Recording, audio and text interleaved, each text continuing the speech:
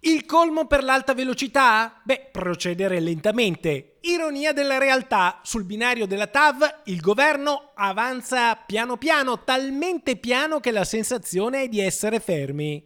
Così oggi il sindaco di Vicenza, Francesco Rucco, è andato a Roma per incontrare l'amministratore delegato di RFI, Maurizio Gentile. Per capire come intende muoversi nei prossimi mesi alla luce di sue recenti dichiarazioni che la TAV procede, quindi vorremmo capire la prosecuzione anche per la parte est, non solo per la parte ovest della città, che è la parte progettuale mancante, perché abbiamo solo una linea tirata diciamo su una mappa che è rimasta indietro rispetto alla progettazione dell'amministrazione Variati, che va affrontata per affrontare il tema TAV nella sua integralità. Dal punto di vista progettuale, poi, a Vicenza, con la TAV, è collegata la programmazione del filobus e quindi della mobilità interna della città. Sì, infatti è un problema anche viabilistico, cioè tutta la viabilità intorno, le strutture, le infrastrutture che verranno realizzate, il filobus stesso è collegato alla TAV ed è un motivo anche di approfondimento nelle prossime settimane anche col Ministero competente, il MIT, appunto, per capire anche lì. Siamo pronti alla firma della convenzione con il progetto e quindi andremo giù anche in un secondo momento per quell'aspetto. L'alta velocità è uno dei presupposti per ridare linfa all'economia del nord-est, competitività alle aziende venete.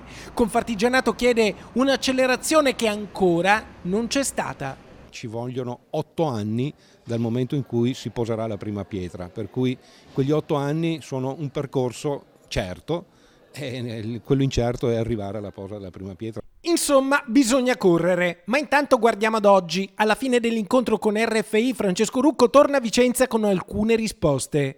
Entro ottobre la Regione Veneto riceverà i pareri del Ministero ai Beni Culturali e dell'Autorità di Bacino, che andranno poi trasmessi al CIPE per lo sblocco delle risorse. Poi, entro il prossimo gennaio, è prevista la consegna ad RFI delle zone interessate dal percorso della TAV a ovest di Vicenza, da Verona ad Altavilla Vicentina.